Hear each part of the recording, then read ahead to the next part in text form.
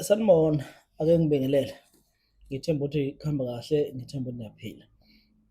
Ngike ngathi ngelinye ilanga uma ngifundisa abantu, ngase ngithi amaphupho akusuke ngekona nje ukuthi umuntu uyalala and then ube nephupho for fun, impilo iqhubeke, iphutha lelo.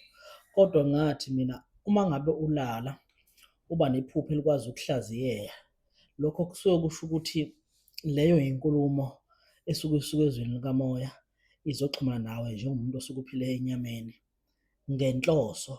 Inhloso yakhona kungaba ukuthi mhlawumbe ukuxwayiseka, kungabe ukuthi kumele ulungise something, kungaba ukuthi ukukutshela ukuthi impilo izohamba kanjani, kungaba ukuthi ukukuhlangula ekutheni yini eyenzeka phambilini ngaphambi kokuba impilo ifike la ikhona. So, okwakho wena njenganomuntu kusuke kuwukulalela bese uyenza ukuthi kuthiwani noma kuthiweni. By doing that usuke uyihlenga wena noma ngithi uyinceda wena. So, ngila namhlanje ngizokhuluma into ethi ayibe noma ethi kunamaphupho afika kithi asuke esikhombisa ulaka labantu abadala. Engicabanga ukuthi nawe njenganomuntu kubalulekile lamaphupho ukuthi kufuneka ukuthi uwaqaphele uma ngabe uwafika noma efika kuwe. Ngizokhuluma nje ngezinto ezimbalwa, angizi ukuqeda konke ngoba kuningi kodwa ngifuna ukukhuluma nje ngokusobala. Engicabanga ukuthi i-majority yabantu baba nakho ukuthi uma belele bey'phupha izinto ezithi azibe kanje, bese bengazi ukuthi belungise kanjani. So, amadlozi uma ngabe ekhuluma nathi asuke enenhloso yokukhuluma nathi njengoba ngibalule ekuqaleni ukuthi mhlawumbe kusuke ukuthi khona okumele suke sikwenze, kusuke ukuthi mhlawumbe kukhona osoxwayiswa kukhona mhlawumbe okumele ukulungise noma khona into eyenzeka, uyabona? Yileyo isizathu sokuthi amadlozi asuke ekhuluma nathi noma kwesinye isikhathi esuke ekugayida entweni thizeni ukuthi yenze kanjani. Kodwa kuyenzeka ukuhamba kwendlela sithi masilungisa izinto sibe nathi njengabantwana sigcine singasazeli izinto esiyalelwa zona njengoba zinjalo. Mhlampe abanye ngenhloso umuntu uthole ukwenza ngokuthanda kwakhe, akafuni ukuyenza lento, omunye uthole uswela imali, omunye uswela amandla, izinto azithi zibe kanjalo. Bese amadlozi egcine efusheleka ekutheni aseze ayacasuka noma kuthiwa amadlozi asecasukile. Lapho usuhlangabezana ney'nkinga. Ngizozama nazo ukuy'bala ezinye zey'nkinga ey'suke uhlangabezana nazo uma ngabe kucasuke amadlozi, but lezo nkinga akwenzeki ukuthi all the time kusuke ngamadlozi, kwesinye isikhathi kuyaba iphutha lomuntu. So, ake sibuke nanka amaphupho mhlampe ambalwa ekumele ukuthi uwaqaphele. Uma ngabe ulele ebusuku bese uphupha kunefu elimnyama, okay, unga-focus-i efeni elimnyama, ake siphuphe ekutheni uphupha mhlampe izulu liyaduma, lenza imani, liyaduma lezulu kakhulu.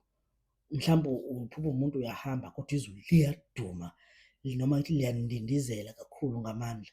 Lokho kumele ukwazi ukuthi i-majority of the time kusuke kukhombisa ukuthetha noma kusuke kukhombisa ulaka olusuke luvela edlozini lakho.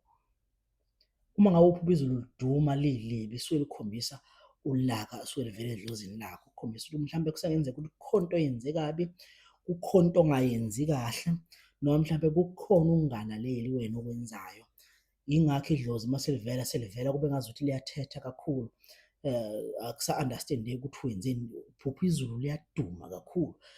Lokho kusuke kukhombisa idlozi elisuke licasukile noma ngithi elisuke liza nolaka. Izulu lihambelana nani? Kufana nakho ukuthi uphuphe isiphepho noma nithi i-tornado, imawala, umoya ovunguza kakhulu, kusuke kukhombisa ulaka lwabantu abadala noma lwedlozi olusuke lihlasela lapho, kumele ukuqaphele lokho. Number 2, inja, uma ngabe uphupha inja, inja iyahlukana-ke inja. Kuyenzeka inja uyiphuphe utholukuthi imele isilwane noma ikhombisa isilwane, kuyenzeka inja uyiphuphe utholukuthi ikhombisa idlozi.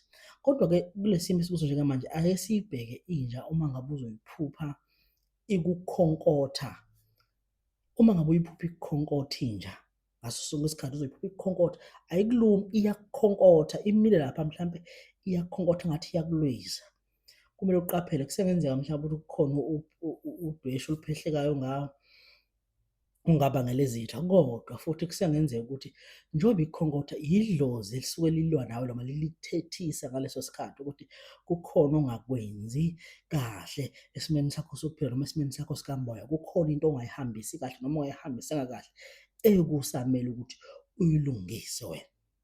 Yingakho uzophupha lenja ikukhonkotha noma kube ngazuthi iyakulwisa. Number 3, ake sibuke uma ngabe uzophupha inyoka. Iy'nyoka ziyahlukana. Inyoka uma ngabe inombala omnyama isukumele izitha, siyiyeke. Ake sibuke uma ngabe uzophupha mhlawumbe inyoka enombala o-yellow, enombala o-red, enombala o-green, enombala o-white, enombala o-brown, mhlampe kube ngazuthi iyakulwisa. Asisho ukuthi ayikushaye but ayikulwise le nyoka, noma mhlawumbe ukulwisa khona engathi iyakugolozela kodwa igcina ayikufici ikubamba. Kusuke kukhombisa ulaka labantu abadala ukuthi kukhona into ongayihambisi kahle, kukhona mhlawumbe into ongayihambisanga kahle, noma kukhona ukulalela ongakwenzi. That's why manje le iy'mpawu lezi zedlozi ukukhombisa ukuthi uyalwiswa njengamanje, uyabona? Ake sibone okwesi-5, uma ngabe uzophupha amaphoyisa. Amaphoyisa noma amasotsha isikhathi esiningi amele idlozi lakho. Uma ngabe uzophupha amaphoyisa ngazuthi ayakujaha, ayakulwisa, kuhlukene nokuphupha amaphoyisa ekubopha. Uma ngabe uzophupha amaphoyisa ekubopha ekuvalela, lapho kusuke kukhombisa ukuthi kukhona ukuvaleka kwey'nto zakho okusazokwenzeka kuwe. Asikuyeke, ake sikhulume ngokuphupha amaphoyisa ngathi ayakujaha, ayakulwisa, not ekudubula, ayakulwisa ngathi ayakufuna, kusuke kukhomba idlozi elisuke linolaka ngaleso sikhathi elikufunela ukuthi mhlawumbe kukhona into ongayenzanga, kukhona into ongayenzanga kahle, kukhona into ongayilaleli wena, yingakho ufunwa amaphoyisa ngathi ayakulwisa ngaso sonke isikhathi. Ake ngibuke okugcina mhlawumbe engizogcina ngakho, ukuphupha umlungu. Ukuphupha umlungu kuyashiyana, kuyasisho isilwane, impundolo especially, kuyalisha idlozi, especially idlozi esiye sithi lomla. Asikuyeke singangeni kuko kakhulu lokho, kodwa ake sisho uma uzophupha umlungu, uphupha lo mlungu ekulwisa, hhayi ekushaya. Kukhona uphupha umlungu mhlampe ekushaya, uthole ukuthi lapho mhlawumbe isigadla sihambelana nesilwane. Kuyenzeka uphuphe umlungu ngathi uyathetha, uyakuthethisa, uyakhuluma nawe, uyathetha kakhulu, uyabona? Kusuke lapho kukhombisa ukuthi kukhona into ongayihambisi kahle noma ongayihambisa kahle ethinta idlozi lakho lokho. So uma ngabe ukwaba one of lamaphupho engiwabalile njengamanje, kodwa usahleli phansi awukakasukumi, angisho unyawothusa kodwa kumele uqaphele mngane ekhehla ukuthi yini ongayenzi kahle.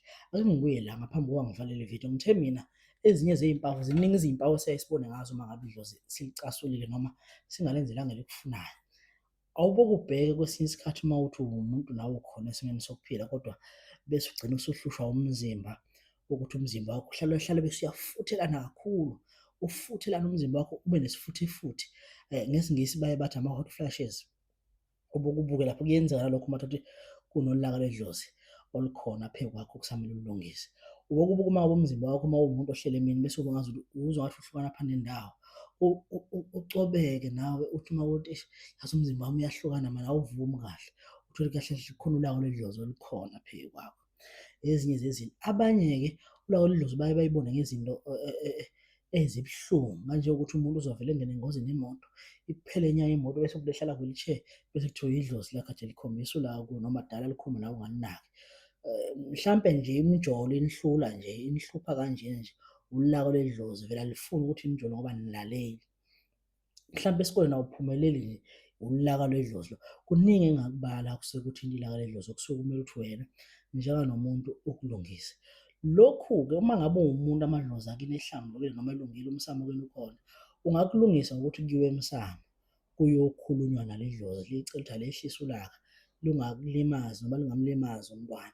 Kodwa nje uma ufana nathi ungenamsamo, ufana nathi nje Nkosi yami, uyisihambi uhlala emazweni, ngiyakurekhomenda kakhulu ukuthi awubone nomuntu wesintu ongumelaphi osazi isitori sakhe, ozokwazi ukukunika imithi ozothi uma uqala uyisebenzise uyifake emzimbeni bese lolu laka iyalidambisa emzimbeni, bese uba nethuba lokuthi ukwazi ukuthi ukhulume nedlozi lakho, uxoxe nalo, ucele ukuthi alehlise ulaka ngoba beyoqala ulisebenzisele imithi kuze lizodamba, njengayo imithi nje odambisa,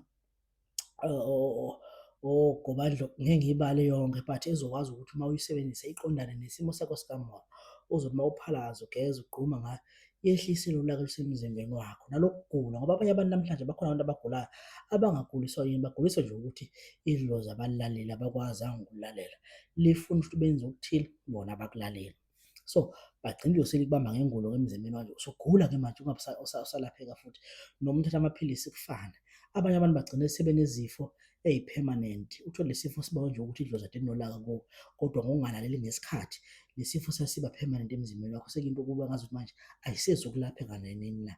Kanti into ebalulekile ukulalela, ukuvula amadlebe, ulalele njenganomuntu. Uma wenze kanjalo, ziningi izinto ongayigwema esimeni sikamoya. So namhlanje bengifuna ukukhuluma ngalokho, uma ngabe uke waba nalamaphupho lawa, ungaxhamazeli, ungatatazeli, kodwa funa umuntu omethembayo ozokwazi ukukuhlaziyela ngendlela ukuthi lokhu kusho 1, 2, 3, 4, bese ulungisa ngaleyo ndlela ozobe uyalelwe ngayo. Uma ngabe ungenza lokho, ayikho into oyiphinde uyigeje, angeke ihlale ngalo ngento leyo bafowethu, iyolunga ngendlela. Okwamanje ake